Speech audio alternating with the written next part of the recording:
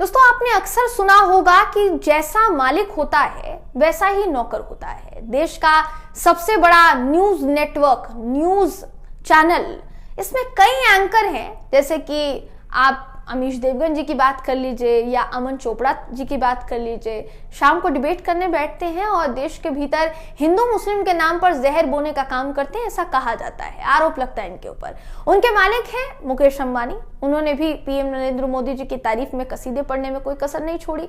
बस फर्क इतना है कि मुकेश अंबानी के यहाँ काम करने वाले एंकर और एंकरान टीवी पर बैठकर ऐसा करते हैं और मुकेश अंबानी ने वाइब्रेंट गुजरात के मंच से ऐसा किया है। बस फर्क सिर्फ इतना ही है दोस्तों, किसी भी बड़े बिजनेस घराने के द्वारा सरकार की तारीफ करना कोई बड़ी बात नहीं है, अमूमन ऐसा होता रहता है। लेकिन जो मुकेश अंबानी ने वाइब्रेंट गुजरात के मंच से किया, लोग उसे पता नहीं क्यों चाटुकारिता कह रहे हैं। हमें नहीं पता, आपको भी बताते हैं पूरी बात, और उसके बाद आप भी तय कीजिएगा कि मुकेश अंबानी ने जो कहा वो बस देश के प्रधानमंत्री जी की तारीफ भर थी या चाटुकारिता की श्रेणी में आता है। दोस्तों, आपको सब कुछ बताएंगे इस खबर में, आखिर तक बने रहिएगा। नमस्कार, मेरा नाम है जयंती झा।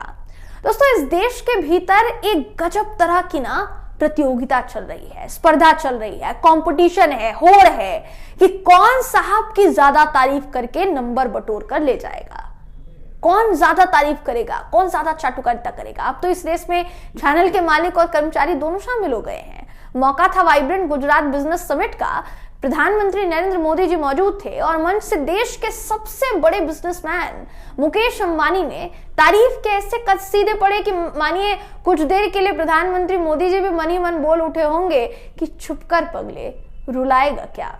मुकेश अंबानी ने मंच से कहा कि मैं भारत के प्रवेश द्वार के शहर मुंबई से आधुनिक भारत के विकास के प्रवेश द्वार गुजरात तक आया हूं। मुझे गुजराती होने पर गर्व है। जब विदेशी लोग नए भारत के बारे में सोचते हैं तो वे नए गुजरात के बारे में भी सोचते हैं। ये बदलाव कैसे हुआ?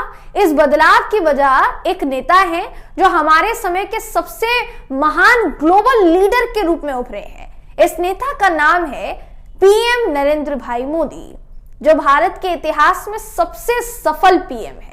वाइब्रेंट गुजरात ग्लोबल समिट की बात करते हुए अंबानी ने आगे ये भी कहा कि इस तरह का कोई भी अन्य समिट 20 सालों तक लगातार जारी नहीं रहा, मगर ये समिट हर साल और भी ज्यादा मजबूत होता जा रहा है। ये पीएम मोदी की दूरदर्शिता और निरंतरता का नतीजा है। उन्होंने आगे ये भी कहा कि मैं उन कुछ भाग्यशाली लोगों में शामिल रहा हूं जिन्होंने वाइब्रेंट गुजरात के हर समिट में हिस्सा लिया है। रिलायंस चेयरमैन ने बताया कि विदेशों में जब मेरे दोस्त मुझसे पूछते हैं कि मोदी है तो मुमकिन है, नारे का क्या मतलब है, जिसे लाखों भारतीय लगाते हैं। अंबानी जी आगे कहते हैं कि मैंने अपने दोस्तों को कहा कि इस नारे का मतलब है कि भारत के प्रधानमंत्री नामुमकिन चीजों को भी अपनी दूरदर्शिता और दृढ़ता से मुमकिन बना देते हैं। यही वजह है कि मेरे विदेशी दोस्त भी मेरी बातों से सहमत होते हुए कहते हैं कि मोदी है तो मुमकिन है।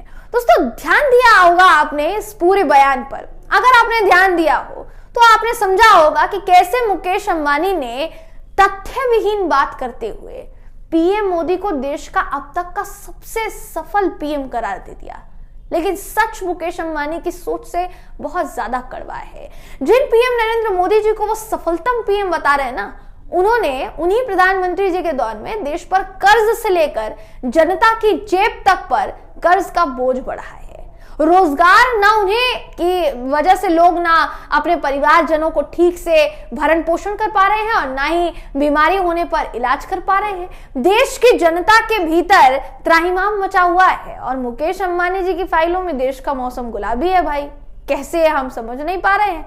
आपको बताते हैं आज एक आंकड़ा कि देश हमारा विश्व की तुलना में कहां आकर खड़ा है। पिछले 10 सालों में देश के ऊपर तिगुना कर्ज बढ़ा है। जब मोदी सरकार को सत्ता मिली थी तो देश पर कर्ज लगभग 55 लाख करोड़ रुपए था। अब बढ़कर कितना हो गया है? 205 लाख करोड़ रुपए। फिर भी सब चंगा है, जिस पर आईएमएफ ने भी पूछ लिया है कि सरकार से इतना जो पैसा जो खर्च किया जा रहा है वो कहीं प्रति नागरिक पर कर्ज मोदी सरकार के राज में बढ़ तो नहीं जाएगा, क्योंकि देश के हर नागरिक पर कर्ज बढ़कर 1.40 लाख हो गया है। घरेलू बचत जो अभी तक देश के आर्थिक हालातों को बांधे रखती थी, वो भी घटकर अपने न्यूनतम स्तर पर आ गई है।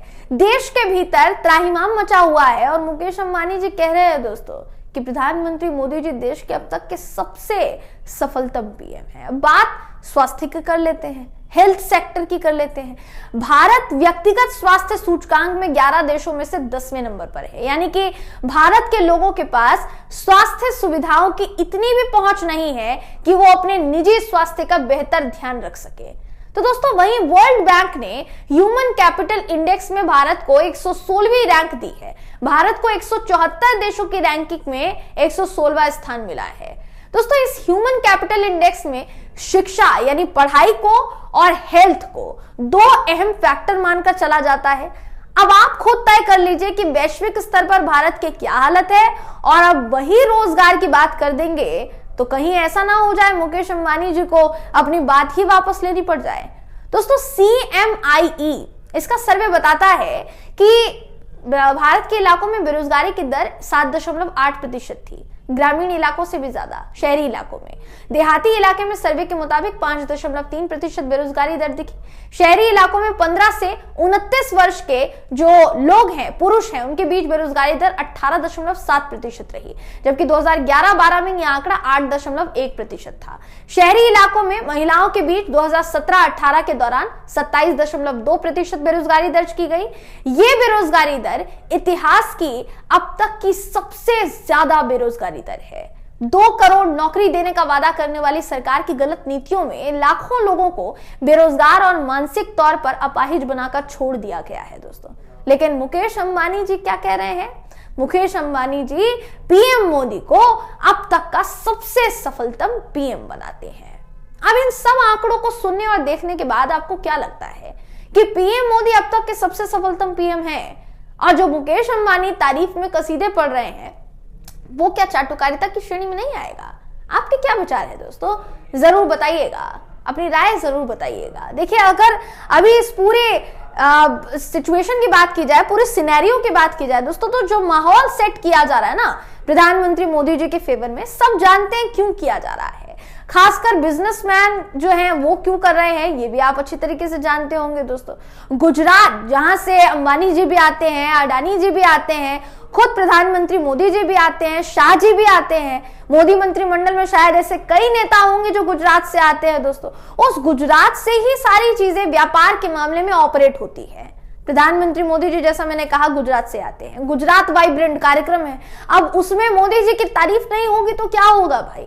तो तारीफ करने लगे अंबानी जी। अब अंबानी जी की इस तारीफ को आप चाटुकारिता समझते हैं कि नहीं, जैसा मैंने सवाल पूछा दोस्तों, आप क्या सोचते हैं? अपनी राय कमेंट करके जरूर बताइएगा। वीडियो अगर आपको पसंद आया हो तो वीडियो को लाइक कीजिए, शेयर कीजिए, चैनल को सब्सक्राइब करना बिल्कुल भी ना भूलें। फिर मुलाकात होगी आपसे अगली वीडियो में, तब तक के लिए नमस्कार।